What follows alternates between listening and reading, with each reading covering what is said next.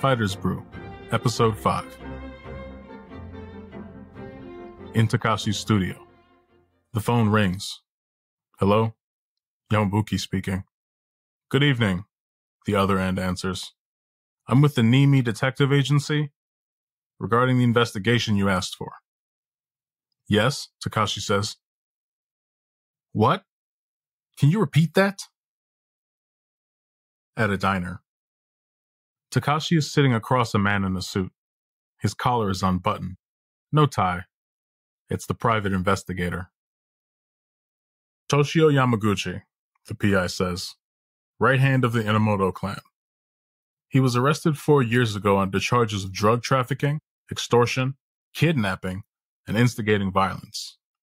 However, 3 months ago, he was stabbed from behind by a fellow inmate while washing his hands. He bled out and died on the spot.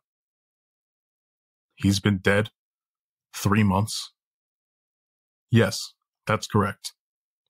The blood drains from Takashi's face. Inside a seemingly ordinary office building, Takashi storms up the stairs as a man tries to stop him. Takashi's uncle, along with Sang-myun, step out of an office. I'm sorry, sir, the man says. I tried to stop him. What brings you here, Takashi? His uncle asks. Why didn't you tell me Toshio Yamaguchi was killed? Taken by surprise. What would you have done if I had? His uncle says. Who killed him? On whose orders? What's this about, Takashi? Don't tell me you were serious about killing him. You really think I'd let you do that? Try thinking about the consequences of your actions. Or are you just as stupid as your old man? Takashi shoves the man out of the way and runs toward his uncle. Sang-myun crouches into a boxing stance and intercepts. Takashi blocks his face, but Sang-myun pivots and smashes a left hook to Takashi's liver. Takashi can't move. Sang-myun follows up with a right uppercut to a defenseless Takashi, then a left hook to Takashi's chin, a 3-punch combination. Takashi falls against the wall and onto the floor. He's barely conscious. Sang-myun shows restraint, but stays in his stance, just in case. Takashi's uncle goes to check on him. Looks like you're not as tough as you think. His uncle walks away. Sang-myun looks over his shoulder, making sure Takashi is okay. Takashi finds himself in a familiar situation. But rather than being challenged to get stronger, he's told to stay down. A taxi pulls up to a high-rise apartment. A slender young woman with long black hair and a dour expression steps out. Waiting for her in the lobby is Takashi. You look like an abandoned puppy, she says. Come inside. Inside the elevator. Takashi, if I hadn't come, would you have waited all night? Takashi looks away. I more or less know your schedule, Miyuki-san. That's not the answer she was hoping for. The elevator opens. Miyuki is pouring tea. Nice brews. Is that from a match or something else? Cho Sang-myun. Ah, Tetsuo's bodyguard. Is that what you're upset about? Takashi shakes his head. Toshio Yamaguchi is dead. You know, I had planned to disappear from this world once I avenged my father. Takashi stands in front of the balcony, staring into the cold, dark night. Later, Takashi is asleep on Miyuki's lap, at ease. I guess that means you can't disappear anymore, she says to herself as she strokes his hair. The alarm rings. It's 6 a.m. Meguru slowly wakes up. Meguru is outside, running. I'm bummed I lost twice in a row, Meguru thinks. I don't know how to get better, but for the time being, I've decided to run every morning.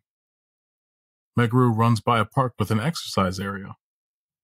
I had no idea. Meguru does agility drills on the equipment. He does push-ups, 43. He struggles with pull-ups, doing 8. He finishes with decline sit-ups. At breakfast, Meguru eats more than ever, asking for seconds. At school, Meguru gets a lecture from his teacher. He's going to be a senior next year, his grades are falling, and he has yet to decide on college. His teacher asks him why he can't concentrate on his studies. Meguru thinks about that for the rest of the day. During lunch, Meguru asks Michi, "Do you know what you're going to do after high school?" "Yeah," Michi answers. "The Tokyo University of Arts." "What?" Meguru's dumbfounded. "You already know what you want to do?" Meguru smiles. "That's awesome." After finishing his packed lunch, Meguru begins on cans of tuna and water. "What are you doing?" asks Michi. "They told me to bulk up. For now, I just really want to win one match." "You really like martial arts, don't you?" "Then college or not, maybe you should make sure you can always keep training." Meguru had never thought about it. Do I really like martial arts? Is it important to me? Meguru ponders. Meguru has one interest: art. Whether visual or martial. It's creative, expressive, and alive. But how do we maintain our creative passions into adulthood when there's seemingly only room for work, and everything outside of work is designed to work against our financial survival? That evening, at the gym, Tadashi Watanabe is helping Meguru with the arm drag. Extend your opponent's elbow and hug it to your chest. Then use that as an anchor to pull yourself around their back. It's not so much you moving them, but using them to move yourself. Strength isn't just about muscling others around. It's also about muscling yourself around and keeping things tight. Meguru has been working on nothing but arm drags lately, huh? Yudai says to Urasawa. Well, remember his first match? He lost because Takashi pulled him from guard into a sleeper hold. He probably doesn't want to lose the same way twice. Later, Yudai and Meguru are rolling. Yudai has his back. Meguru tries to shake him off, but as Yudai falls off, he transitions to his specialty, the armbar. Meguru tries to defend, but Yudai shoves Meguru's supporting leg out from under him, and Meguru falls over. Yudai extends his arm for the tap. They roll again. Meguru arm drags Yudai and takes his back. Yudai shakes Meguru off, but Meguru falls into the armbar just as Yudai did earlier. Except Meguru is hugging one of Yudai's legs. Meguru uses it to sweep Yudai over to extend the arm. I did it, Meguru thinks. But Yudai spins out and reverses the position. The round ends. After class, Urasawa makes an announcement. As some of you already know, Furuya and I have a pro Shudo match coming up in May. We'd appreciate it if you come and cheer us on. But since we're entering our last stretch of training, we'll be taking a break from instructing. An older man with short gray hair and a gentle face walks in with a woman. She's mixed race and blonde. Hey, coach, Urasawa says. Looks like we made it just in time, says the head coach. I'd like to introduce you to your new striking coach. She also teaches women's kickboxing. My name is Maria Kinukawa, she says as she smiles. I look forward to teaching you all. A woman? Blurts Yudai. He immediately covers his mouth and lowers his head. Kitamura-kun, Maria points. Urasawa-san told me all about you. He said you're quite the musclehead. But if you're skeptical, why don't we have a little spar? He's so lucky, Meguru whines. Trust me, Furuya says. You don't want that. The two get in the ring. They're each wearing headgear, shin pads, and boxing gloves. They put their mouthpieces in. It's kickboxing rules. Maria is muscular and lanky. They touch gloves. Yudai tries to end things quickly with a hard low kick, but Maria steps back and dodges. Yudai throws a 1-2. Maria parries. Furuya-san, that's parrying? Meguru asks. Yep. In other words, redirecting your opponent's hands.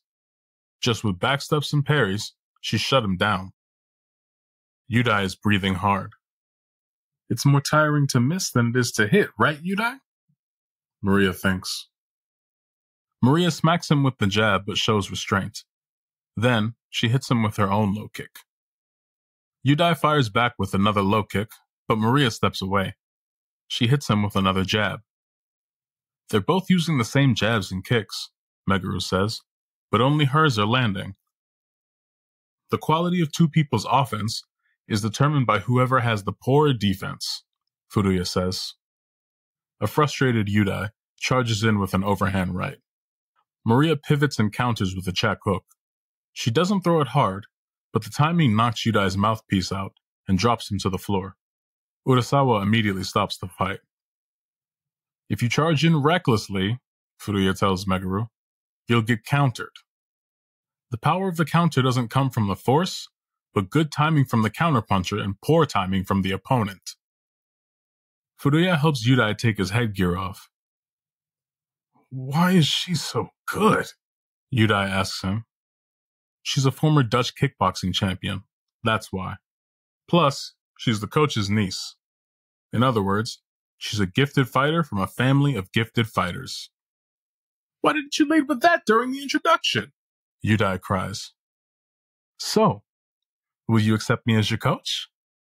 Maria smiles. Yudai drops his head. Excuse me. Meguru has his gear on. Maria-san, can I go around with you too? Maria nods. What's your name? Meguru Takayanagi. Okay, Meguru-kun. Warm up and let me know when you're ready. Don't push yourself, Meguru, Furuya says. You were only knocked out 10 days ago. It's only one round, but stop us if it gets dicey. Meguru shows respect by touching with both gloves. The match begins. Meguru opens up with a left middle kick. It misses. He's slow, Maria thinks, but he's got nice form. Maria steps forward, but almost runs into Meguru's sidekick. He did karate? Maria thinks. I'll adjust. Damn, I missed, Meguru thinks. I should have practiced harder like Takashi. However, Meguru chains the sidekick into an awkward leaping level change into a possible left hook to the body. Maria prepares to block, but Meguru instead touches her knee. Maria is confused. Meguru throws an overhand right. That punch, Furuya says under his breath. That was from his second fight. How fast does he learn? Maria blocks but is wobbled. Damn, she blocked it, Meguru thinks. Meguru, attack! Furuya yells. Meguru listens and charges in. Maria drives him away with a push kick. Meguru slams into the corner. Maria unloads with a powerful 1-2. Meguru blocks but still feels it. She follows up with a left body kick and folds Meguru in half. Maria covers her mouth, not meaning to go so hard. Oh no, but he startled me when he went MMA. Yudai, to the head coach. She seemed to recognize the takedown to overhand setup. She fought MMA also, but eventually stuck with kickboxing. But if you want good striking, it's all about defense. If you don't want to be KO'd, you better listen to her. But coach, Yudai whines, why don't you teach us? I don't know anything about MMA. Striking and kickboxing and MMA are completely different. Plus, I have my hands full as it is with all the pro and amateur kickboxers. Yudai is annoyed at coach. Urasawa is annoyed at Yudai. Maria has her headgear off and is drinking water. She thinks about the last spar. He's a tricky one.